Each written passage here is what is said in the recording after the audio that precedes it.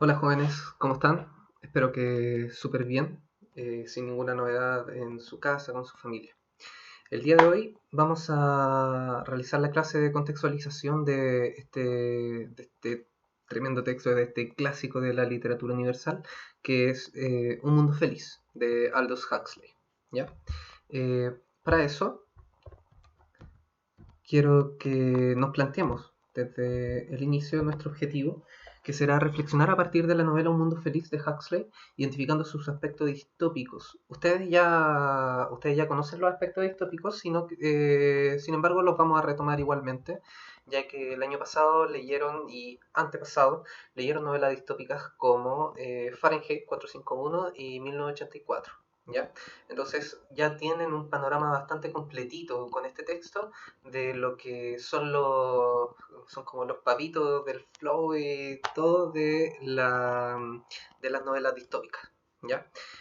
Pero con un sentido de relacionarla con temáticas actuales, ¿ya?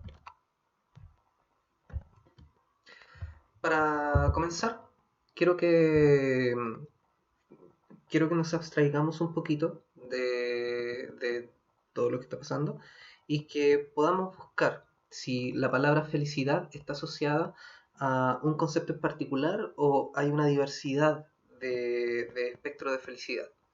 Y dentro de esto, ¿cuál crees que son los que más se presentan en nuestra actualidad? Por ejemplo, a mí, el que más se presenta y en realidad que se presenta, que yo veo constantemente, es el dinero. El dinero hace la felicidad. ¿Ya? Y esto lo podemos ver en tantas cosas como publicidad, como en el cine, por ejemplo. ¿Ya? Ahí, bueno, cada uno va a tener su apreciación respecto de la felicidad, de cuál es la relación que se presenta en la actualidad, ¿ok? Porque van a haber distintas variantes, ¿ya? En la época contemporánea, ¿verán toda la felicidad del mismo modo? Ojo, porque va a ir en relación con la pregunta posterior. ¿Cómo muestran las redes sociales o los medios de comunicación la felicidad? ¿Cómo uno encuentra finalmente esta felicidad? ¿A partir de qué? ¿Ya? Ahí quiero que vayan entrando un poquito en todo este concepto que se plantea precisamente en Un Mundo Feliz. ¿Ya? No por nada el autor Huxley le puso Un Mundo Feliz a esta novela. Frente a esto, quiero que ustedes, de manera individual, puedan ir a ver este cortometraje, un pedazo de cortometraje de Steve Cutts, que lo lanzó, si mal no recuerdo, hace 1 año y medio, 2 años, que se llama Happiness. Interesante, porque esto es felicidad, alegría. Por lo tanto, hay algo ahí que relacionar en dos aspectos. Primero, cómo evidencia este cortometraje, esta obra, el tema de la felicidad, cómo la muestra, con qué uno la consigue, y además, si es que ustedes se sienten identificados con este mismo corto en algún aspecto, ¿ok? Porque así de a poco vamos a ir entrando en un juego que vamos a decir, chuta, esto es cierto, esto no es tanto, tal vez está exagerando. Y si hay una exageración, también tenemos que notarla para ver si es que es algo con lo que nos podamos sentir identificados o no. ¿Ya? Luego de que hayan visto este cortometraje y que hayan reflexionado un poquito con todo esto, vamos a lo del relato distópico. Esto ya lo habíamos visto anteriormente, ¿ok? Entonces, la distopía, el relato en sí, presenta una sociedad completamente futurista e hipotética, ¿ok? Toda distopía parte como una especie de utopía, donde hay un mundo perfecto, pero se corrompe tanto que llega a un nivel donde la sociedad se deshumaniza, porque mostramos nuestra propia cara. ¿Ok? Recuerden que la distopía nace un poquito en los albores del siglo XX, y se masifica de cierta manera posterior a la Primera y Segunda Guerra Mundial. Entonces, al mostrar cómo somos los humanos, esta se deshumaniza completamente y sirve, como ya lo hemos dicho anteriormente, como una advertencia que nos dicen, hey, Si siguen de esta manera, van a terminar así, ¿ok? Entonces, por ahí hay que darle vuelta un poco a este tipo de relatos, porque no están, son una especie como, son medios proféticos, son un poco visionarios respecto de algunas cosas, ¿ok? De sociedades futuras e incluso actuales, ¿ok? Como otra característica que tiene es que esta sociedad está regida por un control completamente autoritario, una figura autoritaria y totalitaria está en el mando. ¿Ok? Muchos la señalan, por ejemplo, como lo que vimos en 1984 en su momento, con esta figura del gran hermano. ¿Ok? Esta figura que no se ve, que no se sabe ni siquiera si existe, pero que es necesaria para mantener el control. ¿Ok? Y esto se hace por medio de la tecnología. ¿Ok? El mundo distópico es una partecita pequeña del mundo de ciencia ficción, por lo tanto la tecnología es tremendamente importante. Y frente a esto, a este totalitarismo que se impone frente a los personajes, es que cae todo en términos de una sociedad completamente coartada, que no puede hacer nada sin que el poder no lo sepa, ya que lo que más intenta el poder es unificar todo, que todos tengan el mismo pensamiento, ya que la diferencia, la diversidad, la heterogeneidad no le gusta al poder. En este sentido, Las, eh, las novelas y los relatos distópicos en general son una manera de protesta, ¿ok? Frente a estos sistemas de gobierno que son totalitarios y de cierta manera extremistas, porque termina siendo peligroso para el ser humano, ¿ok? Entonces este es como un llamado de atención, como mencionábamos anteriormente, porque si seguimos de esta manera vamos a perder algo de la humanidad. Qué tan humanos estamos siendo en este momento. Fíjense con todo lo del estallido social, fíjense con todo lo que está ocurriendo ahora mismo. Con todo lo que está ocurriendo ahora mismo, les recomiendo una película que se llama 12 monos. ¿Ok? Debe estar por ahí en Netflix. ¿Ok? Hay algo ahí que relacionar con todo lo que está ocurriendo. ¿Ok? Con esto de la epidemia y todo eso. ¿Ya? Precisamente este aspecto negativo sirve como llamada de atención con valor didáctico, es decir, que intenta dejar alguna especie de moraleja, ¿ok? Para quienes intentamos andar buscando como un sentido a las cosas, tiene un valor didáctico, ¿ok? En definitiva, la distopía, a diferencia de la utopía, es un mundo de pesadilla, ¿ok? En donde este sistema totalitario impide que todas las personas o todos los personajes puedan saltarse las reglas. Y si lo hacen, tienen un castigo, ¿ok? Son muy distintas las apreciaciones que se tienen acá, por ejemplo, entre 1984 y Un Mundo Feliz, ¿ok? Las vamos a ver posteriormente porque el castigo es distinto, ¿ok? Por ello se afirma que la distopía es lo opuesto a la utopía, la sociedad ideal donde todo funciona a las mil maravillas. Fíjense, utopía un arbolito y distopía es la explosión de una bomba. Algunas características que ya habíamos visto anteriormente son, por ejemplo, el miedo. Los personajes constantemente al estar con una coerción, estar completamente atrapados en este mundo, sienten miedo, porque si no hacen lo que el gobierno les dice, van a ser torturados o asesinados. ¿Ok? La coacción. La coacción es obligar a alguien a hacer algo que no quiere por medio de la fuerza tanto física o psíquica. ¿Ok? En contra de su propia voluntad.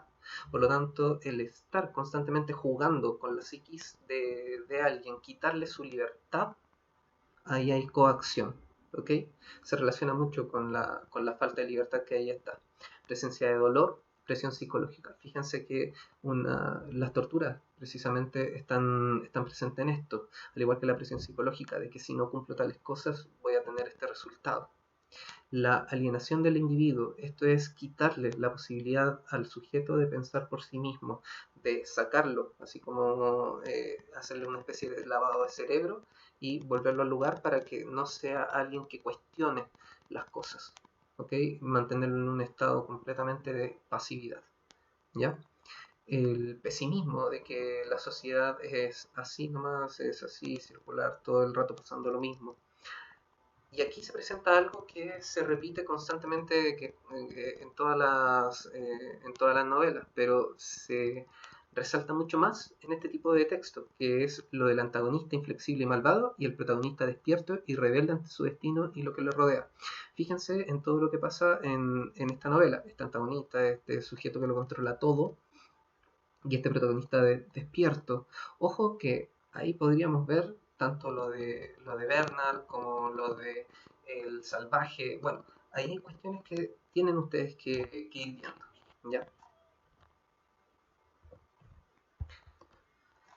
Una frase que plantea Huxley entre medio, fíjense, ¿y si este mundo fuera el infierno de otro planeta? Si este mundo, el que estamos, fuera el infierno de otro planeta, lo complemento.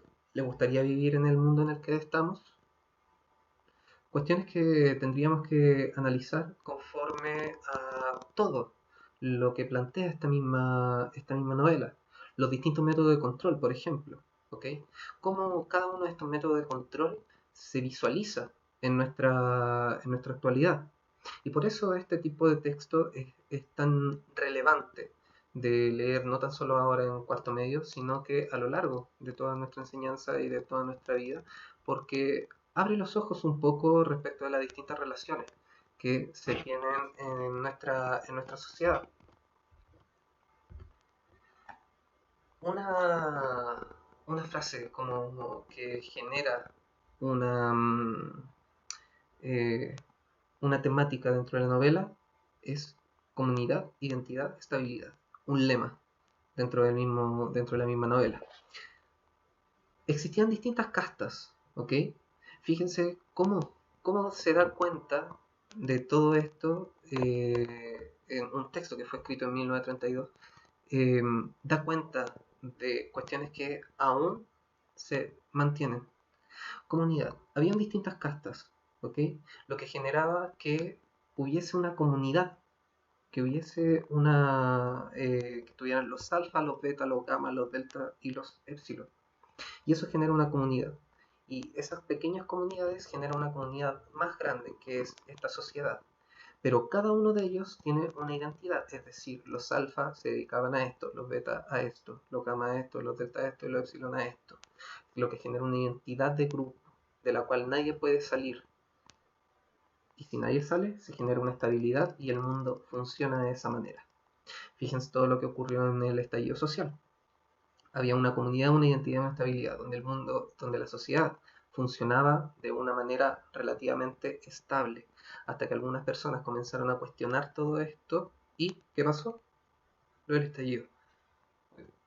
Oh, perdón, se me chingó el estómago. Entonces, frente a esto, también tienen que intentar llevarlo a nuestra actualidad. Recuerden lo que siempre hacemos, los textos siempre llévenlos a nuestra realidad, cómo este texto puede dar cuenta de las problemáticas que nosotros tenemos en nuestra actualidad. Muy bien, algunos métodos de control social, por ejemplo, es el método Bokanovsky, ¿ya? Este método permitía de cierta manera que de un óvulo salieran montones de embriones fecundados ya. Esto qué genera? Bueno, primero, genera que se corten las relaciones como monogámicas, en el sentido de marido-mujer, por ejemplo, y el sexo fuera simplemente por placer, ¿ok? No había ninguna prohibición con el tema sexual, pero eso impedía el afecto. No se sentían sensaciones como el amor, ¿ya? El compañerismo, cosas que son tremendamente relevantes y que nos hace humanos, ¿ok? Entonces, un método de control era precisamente el método Bokanovsky y que permitía que se estandarizara el control de natalidad, ¿ya? Y este control de natalidad lo modificaban para que salieran cierta cantidad, por ejemplo, de alfa, de delta, de gamma, de epsilon, etc. ¿ya? Y así pudiera seguir reproduciendo todo este sistema, ¿ok? Y bueno, este es el primer punto, ya que después de esto, desde pequeños, desde pequeños contenían la hipnopedia, que es otro método de control social. A las personas, por medio de la hipnopedia, es decir, esta especie de que a través de unos audífonos las personas constantemente escuchaban ciertas ideas que se le quedaban dando vueltas en la cabeza durante todo un periodo de tiempo. Entonces tenían que adaptarse a lo que ahí se decía, ¿ok? Y se les quedaba tanto en la mente que lo creían sin siquiera cuestionar aquello, ¿ok? Entonces, la hipnopedia, fíjense cómo puede funcionar de cierta manera como método de control social y que en la actualidad, ¿a qué con qué estaría relacionado? Vayan haciendo ese juego de ir tirando algunas cosas. ¿A qué se parece la hipnopedia en la actualidad? ¿Ya? Bueno, el método de control social más conocido es el SOMA. ¿Ok? El SOMA es tal vez esta especie de pastilla que nos hacía obviar la realidad que estaba ahí presente, y tomábamos la pastilla y chao con la vida y me concentro simplemente en ser feliz. Pero esto es un engaño, finalmente, ¿ok? Porque al obviar esa realidad no la estamos enfrentando, ¿ok?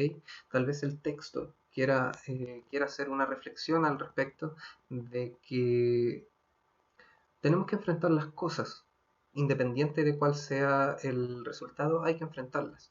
No hay que soslayarlo, no hay que evitarlo. Es parte de la existencia también el enfrentar todas estas problemáticas, ya que en el momento en que se nos presenten nuevamente, vamos a saber cómo sobrellevar esto. ¿Ok? Y bueno, una parte que es como un clásico dice: ¿no te gusta estar conmigo? Le pregunta Lenina a Bernard. Claro que sí, Bernard, pero este lugar es horrible. Pensé que aquí estaríamos más, juntos, con solo el mar y la luna, por compañía. Más juntos que entre la muchedumbre y hasta que en mi cuarto. ¿No lo comprendes? No comprendo nada, dijo Lenina, con decisión, determinada a conservar intacta su incomprensión. Nada, como que Lenina no quería comprender nada realmente. Y ella, bueno, aquí se ve, lo único que quería era tomar un soma. Y prosiguió en otro tono. Y lo que menos comprendo es por qué no tomas soma cuando se te ocurren esta clase de ideas. Si lo tomaras olvidarías todo esto. En lugar de sentirte desdichado, serías feliz. Muy feliz. Fíjense cómo entonces, frente a estas sensaciones que se plantean como algo nuevo, como algo que ellos no habían experimentado antes, prefieren evitarlo y tomar soma. Otro método de control social es el sensorama. ¿Okay? El sensorama es como una especie de diversión para los habitantes de este mundo. ¿Okay? Porque recuerden que ellos no podían tener ningún acercamiento hacia la naturaleza o incluso hacia los libros. ¿Okay? Entonces, las clases de diversión, todo estaba súper reglado por lo que el sistema les decía que tenían que hacer. Es decir, si querían divertirse, tenían que divertirse de la manera en cómo este sistema le decía que se divirtieran para tener la respuesta que el sistema social quería que tuvieran. ¿Ok? Entonces piensan en todo de manera uniforme. ¿Ya? Fíjense, ¿leen a Shakespeare? Preguntó el salvaje, mientras se dirigían hacia unos laboratorios bioquímicos al pasar por delante de la biblioteca de la escuela. Claro que no, dijo la maestra jefe, sonrojándose. Nuestra biblioteca, explicó el doctor Gaffney, contiene solo libros de referencia. Si nuestros jóvenes necesitan distracción, pueden ir al Sensorama. Por principio, no los animamos a dedicarse a diversiones solitarias. Fíjense, porque el, una cuestión que se tenía desde hace mucho tiempo, desde la antigüedad, es el ocio.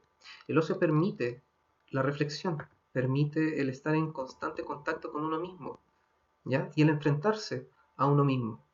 ¿Ok? Y lo que esta sociedad no quería precisamente era que el sujeto pensara, que reflexionara, que pudiera ser crítico frente a las cosas. Otra, Otra cuestión, otro método de control social es el sistema neopavloviano, ¿ya? El sistema neopavloviano es un sistema que ustedes lo más probable es que lo hayan conocido el año pasado en psicología. Y Pavlov era como el maestro del conductismo, en donde había un estímulo y una respuesta, ¿ya? Frente a un estímulo, por ejemplo, aquí el perro, uno le ponía una comida y el perro salivaba, ¿ok? Entonces, lo que hizo Pablo fue combinar todo esto con un diapasón, una respuesta, no hay respuesta condicionada.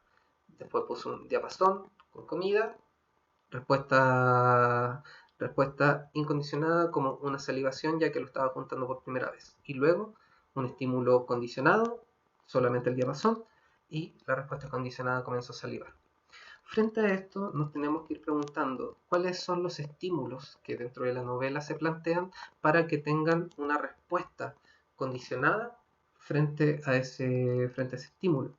Wow, ¿cómo lo podemos llevar a nuestra sociedad? ¿Cuáles son los estímulos que se nos presentan para tener una respuesta completamente condicionada? ¿Ya? Si yo veo algo, ¿ok? Si yo veo algo en la misma televisión, voy a tener tal vez una respuesta condicionada frente a eso. El comprar, el sentir hambre, el querer ir a tal parte, no sé, distintas cosas que frente a un estímulo nosotros tenemos una respuesta condicionada. En la, mm, en la novela, desde chicos, por ejemplo, frente a estímulos como las flores y los libros, ellos tenían un rechazo, ¿ok? Porque los habían condicionado a que eso no tenía que, era como algo prohibido, ¿ok? Que iban a reaccionar con odio. Muy bien. Algunas temáticas desarrolladas dentro de la misma novela, chicos, chicas, son estas 6, por supuesto. Hay más, ¿ok? Pero yo decidí estas 6 porque me parecieron las más pertinentes y las más interesantes de tratar. Por ejemplo, la mercantilización. Cuando hablamos de mercantilización, quiero ahondar un poquito en que la sociedad en general modifica el comportamiento para busque una reacción en el individuo y así ellos consuman bienes y servicios, pero que a ellos les convenga, ¿ok? Y esto como que qué consecuencias tiene y lamentablemente produce que nosotros, bueno, los personajes no tengan ningún pensamiento original ni puedan ser creativos, ya que todo está dado como bien y servicio, ¿ok? Dentro del concepto de la segunda temática, la libertad, quiero quedarme con un diálogo que tiene Bernard con Lenina, en donde están conversando precisamente de la libertad. Y Bernard le dice que él quiere ser libre a sus ojos, a sus propios ojos, y no a los ojos de los demás. ¿Ya? Súper interesante porque pareciera que la libertad era para Lenina el simplemente hecho de tomar soma, ¿ok? Pero para Bernard no, para Bernard era un poquito más cercano a lo que nosotros como individuos, aquí en nuestra actualidad, podemos comprender como libertad, ¿ok? No como algo impuesto, sino como algo, una constante búsqueda en nosotros mismos, ¿ya? Como tercera problemática, como temática, podemos ver el tema del conocimiento. Y aquí nos tenemos que ir con el conocimiento y su relación con el poder. Hay varias referencias a Macbeth. Nosotros en segundo medio revisamos algo de Macbeth, precisamente con la temática del poder. Y es que fue el poder el que Macbeth finalmente produjo que él muriera, ¿ok? Entonces, frente a todo eso, el conocimiento está muy relacionado con el poder porque el poder es quien controla el conocimiento. Y lo que te está diciendo dentro del mismo texto es que mientras más nosotros permanezcamos en la oscuridad del conocimiento, no nos llevará a la muerte. Por eso el sujeto que se cuestiona, que quiere conocer, finalmente es asesinado o termina muriendo. ¿Ok? No así los que llegan y toman soma, que quieren permanecer en un estado bien básico, bien pasivo dentro de esta sociedad.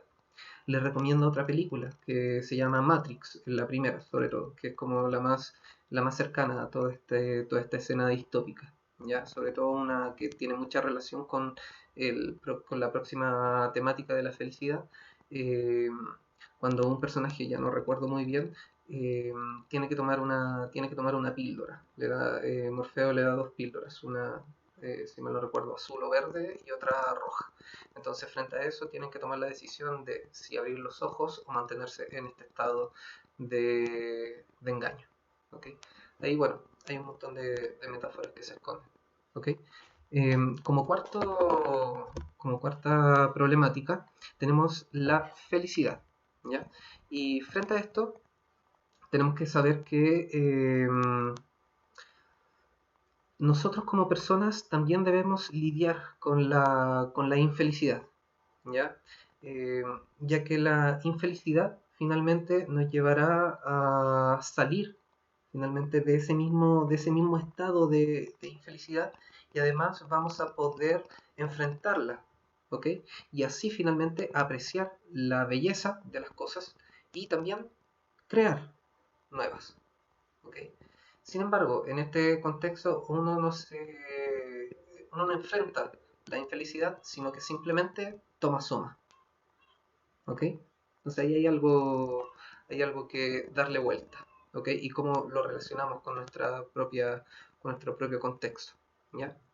Los límites de la ciencia están dados conforme a lo, por ejemplo, lo del método Bokanovsky, ¿ok? Ahí hagan la conexión, ¿ya? Y los límites de la tecnología, de cuánto puede afectar en el humano el no ponerle ciertos límites, ¿ok? Yo comentaba hace un tiempo de una noticia, no me acuerdo si es Japón, Corea o China, en donde recrearon virtualmente a una hija, ¿ok? De una señora que se le había muerto hace un par de años, y la recrearon virtualmente para que la pudiera volver a ver y tener un contacto con ella. Entonces, ¿cuáles son los límites morales ahí? ¿Ok? ¿A cuánto más adelantado va a llegar la tecnología en que vamos a llegar a preguntarnos, wow, cuáles son realmente, dónde está el límite entre el humano y los límites que el humano puede traspasar frente a la vida, o siempre estamos corriendo un poquito el cerco de esos límites. Les recomiendo las últimas temporadas de Black Mirror, por ejemplo, que se plantea todas estas cuestiones. ¿Ya? Y bueno, las relaciones interpersonales.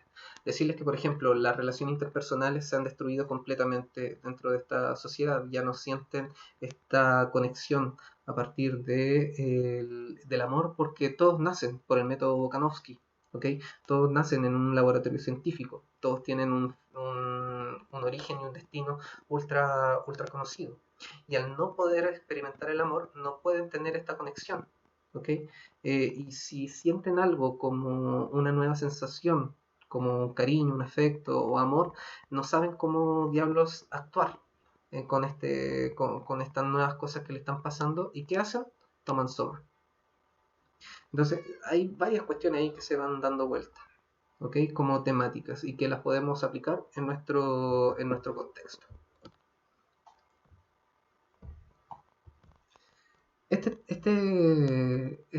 Estas viñetas ya las habíamos visto anteriormente, pero solamente con Orwell. ¿Ok? Aquí les presento también el versus con Huxley. Muy bien. ¿Cómo nos controlan las clases dominantes? Dos puntos de vista bien interesantes. La de Orwell, que es de 1984, y la de Huxley, de Un Mundo Feliz. Fíjense que Orwell tenía que los libros fueran prohibidos, ¿ok? En el tiempo que leímos en 1984 veíamos que habían distintos tipos de censura, ¿ok? Distintos dominios que ciertas personas detentaban en su poder y que hacían que ciertas cosas fueran prohibidas y otras cosas fueran aceptadas, ¿ok? Pero Huxley temía que no hubiera ninguna razón para prohibir los libros. ¿Por qué? Porque nadie querría leerlos. Qué particular. ¿Por qué nadie querría leerlos? Bueno, porque va a haber un mar, una inmensidad de cosas con las cuales distraerse, que no iba a importar que tuviéramos la información ahí mismo, que estuviéramos súper pendientes o sea, que no es que estuviéramos pendientes, sino que se mostrara ahí porque no hay nada de peligroso con eso. Fíjense, la ruleta de la suerte volverá después de estos anuncios. Entonces, fíjense la familia ahí eh, teniendo la posibilidad de estar en otras cosas, prefieren eso. A Orwell le preocupaba que las clases dominantes pudieran privar de información al resto de la población, es decir, que hubiera un control tal que se guardara la información, ¿ya? Y crearan una nueva, una propia, ¿ok? Eh, Huxley temía que la población llegara a un estado de sobreinformación y cayera en la pasividad. Un filósofo francés, Jean-François Lyotard, menciona que la sobreinformación produce desinformación. Entonces, hay tantas cosas por las cuales a nosotros nos llega información, porque no investigamos muchas veces y simplemente la damos por hecha. Las distintas cadenas de Instagram, en Facebook, en qué sé yo, en mismo WhatsApp, por ahí va dando cuenta un poquito de esto. Son tantas las cosas que nos llegan que finalmente es como, ¡ay, ya, qué lata! Entonces, por ahí va todo esto.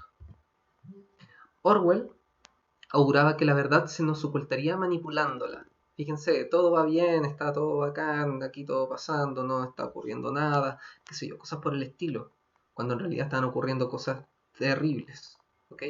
Y Huxley, por su parte, temía que la verdad fuera ahogada en un mar de irrelevancia, lo que hablábamos de antes, ¿ok?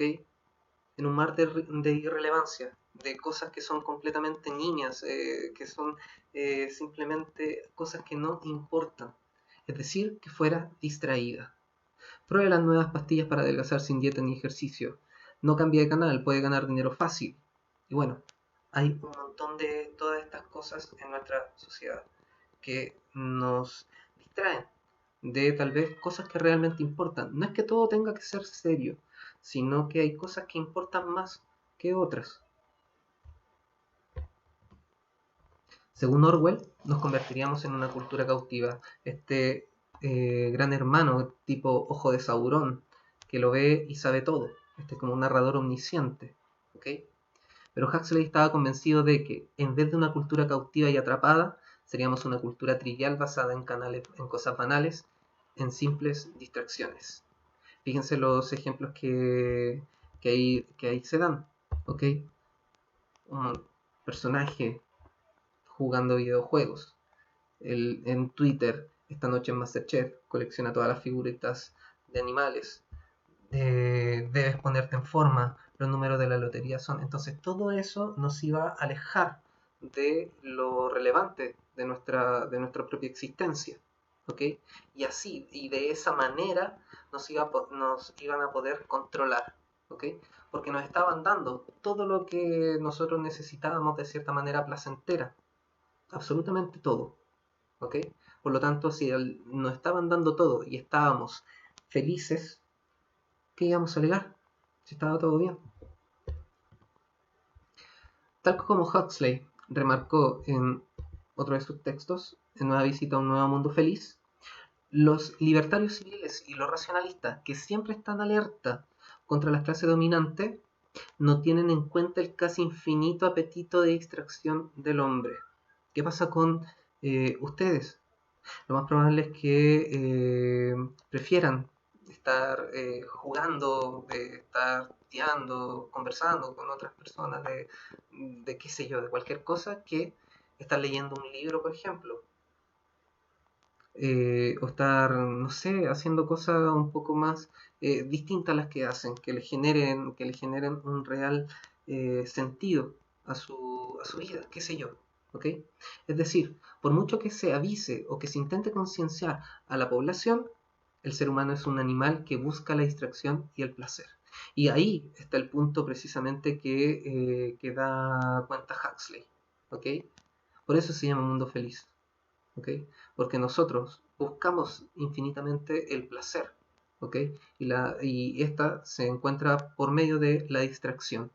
Y la distracción en el texto está por medio del soma.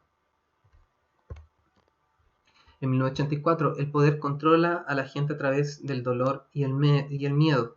¿Ok? ¿Se acuerdan del Ministerio de la Paz? Pero, en un mundo feliz, el poder controla a la población mediante el placer. Mediante el placer. Ojo, porque lo que se mencionaba al comienzo, no iba a ser necesario ni militares ni cosas tan coercitivas. No, por medio del placer, que es la mejor manera de mantener a todos en un estado de pasividad. En resumen, Orwell pensaba que lo que nos da miedo acabaría arruinándonos. La guerra, por ejemplo. Y Huxley temía que lo que nos arruinaría sería aquello que más nos gusta. Es súper ilustrativo todo lo que está acá presente, porque finalmente da la tesis del libro. ¿Ok? ¿Qué es lo que nos acabaría a nosotros arruinando como sociedad? Bueno, nuestra infinita hambre de placer y distracción. ¿Ok? Lo que más nos gusta. Porque nos llevaría a un estado de individualismo y alienación. ¿Ok? Y al llevar a un estado de individualismo y el ser alienado, no nos va a importar absolutamente nada. Y no podríamos incluso ser empáticos. Una dictadura perfecta tendría la apariencia de una democracia. Ojo con esto. Una dictadura perfecta tendría la apariencia de democracia, pero sería básicamente una prisión sin muros en la que los presos ni siquiera soñarían con escapar. ¡Wow! Nosotros somos esos sujetos. Sería esencialmente un sistema de esclavitud en el que gracias al consumo y el entretenimiento los esclavos amarían su servidumbre. Preguntas al respecto, que son las que tienen que ir desarrollando. Referente a lo anterior, ¿en qué sentido una dictadura perfecta tendría apariencia de democracia? Ojo, ¿por qué dice apariencia de democracia? Y esta dictadura perfecta. Llevémoslo a la actualidad, ¿ok? Llevémoslo lo que hemos dicho, llevémoslo siempre a nuestra actualidad, ¿ok? La cita. Sería básicamente una prisión sin muros, en la que los presos ni siquiera soñarían con escapar. ¿A qué se refiere con prisión sin muros? ¿Ok? ¿Cómo sería una prisión sin muros? Primero, ¿quiénes serían los presos? ¿Por qué frente a esto no querrían escapar estos presos? ¿Con qué realidad actual podrías comparar la expresada por Huxley en esta cita? Tienen que evidenciar con ejemplos concretos de nuestra actualidad, ¿ok? Luego de responder eso. Este texto fue publicado en 1932 y anticipa el desarrollo tecnológico como método de control. Ojo, desarrollo tecnológico como método de control. Frente a lo anterior, ¿consideras que este texto es actual? Es decir, que por medio de la tecnología nos controlan de cierta manera. Véanlo, problematícenlo, reflexionenlo. Por ahí va el texto. Fíjense en este, me pareció súper chistoso un poco esta foto. Señores clientes, movimos los libros de distopías posapocalípticas a la sección de historia contemporánea. ¿Por qué habrá tomado la decisión esta librería o biblioteca? ¿Por qué habrá tomado la decisión de mover los libros de un lado a otro? ¿Qué se puede inferir respecto de los hechos narrados en este tipo de libros? En este tipo de libros de distopía posapocalípticas. ¿Qué podemos inferir respecto? ¿Ya? Y frente a lo anterior mismo y frente a la misma foto, ¿qué reflexión podemos extraer de este cartel? ¿Cómo estaremos viviendo? ¿Cómo será la sociedad realmente para llegar a ese punto? Muy bien. Parte de la actividad, chicos, es que ustedes, además de aprenderse los métodos de control, tienen que seleccionar tres. ¿ok?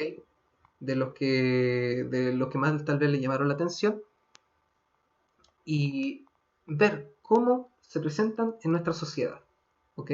Tres, tienen que ser tres distintos, no elegir uno y hacer tres ejemplos, no, tienen que ser tres, ¿ok? De los métodos de control vistos. Y a partir de eso tienen que generar ejemplos concretos, ¿ya? Ejemplos concretos de nuestra sociedad actual. Muy bien, como reflexión final, chicos, fíjense, ¿cuál crees que habrá sido el propósito de Huxley al escribir este libro? ¿Cuál creen que habrá sido? ¿Por qué habrá escrito este texto? 1932. ¿Qué estaba pasando entre medio? ¿Qué había ocurrido? ¿Ok? No dejen pasar eso de lado. El contexto de producción propiamente tal. ¿En qué periodo de la historia está centrado este texto? ¿Ok? ¿Por qué crees que es importante la lectura de este texto justo ahora en cuarto medio? Ustedes saliendo, teniendo su último año ya de enseñanza secundaria. ¿Por qué creen que este texto es tan importante de leerlo ahora? ¿Por qué yo, como profe, lo doy ahora y no antes tal vez? Ojo, cuestionenselo. Y bueno, finalmente los invito a ver este cortometraje, bueno, un cortometraje con música que se llama Smiling Addiction, y que lo logren relacionar un poco con el mismo texto, ¿ya? Que generen ese vínculo, ese enlace, ¿ok? Chiquillos, los invito a que puedan terminar de leer o releer el libro, porque si bien las primeras páginas deben ser como las primeras 40, 50 páginas, son un poco agobiadoras porque da mucha descripción e intenta generar un acercamiento con el mundo. Es súper necesario tenerlo en consideración por todo lo que se genera posteriormente. Esta relación con el poder, este cuestionamiento constante que se realiza hacia el poder. ¿Ok? Eh, los invito a que lo puedan leer porque es un clásico más que recomendado y es necesario, sobre todo en los tiempos que estamos viviendo. ¿Ya? Cualquier cosita, estamos en contacto y bueno, espero que realmente nos veamos pronto porque, pucha, echo de menos hacer clase.